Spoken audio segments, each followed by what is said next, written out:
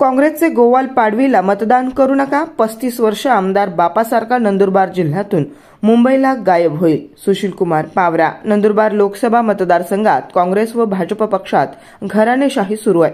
काहीही ओळख नसताना व सामाजिक कार्य शून्य असताना केवळ बाप काँग्रेसचा आमदार होता म्हणून केसी पाडवीचा मुलगा गोवाल पाडवी याला काँग्रेस पक्षानं तिकीट दिलं होतं. केसी पाडवी 35 वर्षे अक्राणी व अक्कलकुवा मतदारसंघाचे आमदार आहेत. नंदुरबार जिल्ह्यात राहत नाहीत. निवडले की मुंबईला गायब होतात. 35 वर्ष मुंबईला गायब झाले. आता त्यांचा मुलगा जर निवडला तर तो सुद्धा बापासारखा मुंबईला गायब होईल. म्हणून आपले मत वाया घालवू नका. काँग्रेस उमेदवार गोवाल पाडवीला मतदान करू नका. अपक्ष उमेदवार सुशीलकुमार पावरा यांनाच मतदान करा असे आवाहन अपक्ष उमेदवार सुशीलकुमार पावरा यांनी जनतेला केलंय. भाजप सुद्धा आदिवासी विरोधी धोरण वापरत आहे. म्हणून भाजपचे उमेदवार हिना गावित यांनाही मतदान करू नका. नंदुरबार जिल्ह्यातील रस्त्यांची अवस्था खूपच वाईट आहे. अनेक ठिकाणी भंगार रस्ते बघायला मिळतात. खड्ड्यात रस्ता की रस्त्यात खड्डा असा प्रश्न निर्माण होतोय. जिल्ह्यातून तालुक्यात व तालुक्यातून खेडोपाड्यात असणारे रस्तेही खड्डेमय आहेत.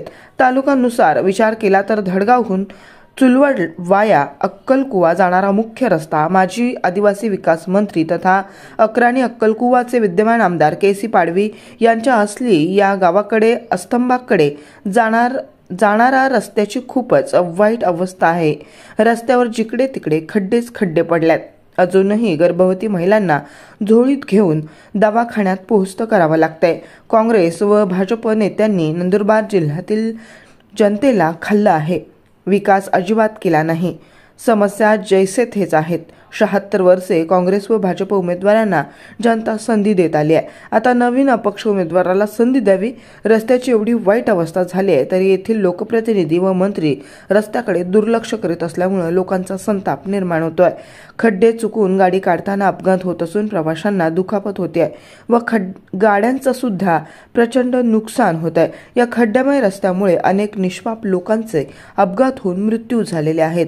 हा रस्ता वर्षानुवर्ष दुर्लक्षित आहे. या रस्त्याच्या दुरुस्तीसाठी ब्रिसप फायटर्स धडगाव शाखेने घंटानाद आंदोलनही केलं होतं.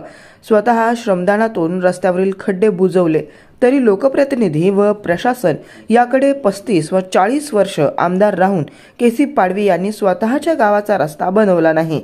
बाप काय करत होता म्हणून केसी पाडवीचा मुलगा काँग्रेस उमेदवार गोवाल पाडवीला आम्ही मतदान करणार नाहीत अशी संतप्त प्रतिक्रिया कालिबेल येथील नागरिकांनी दिली आहे.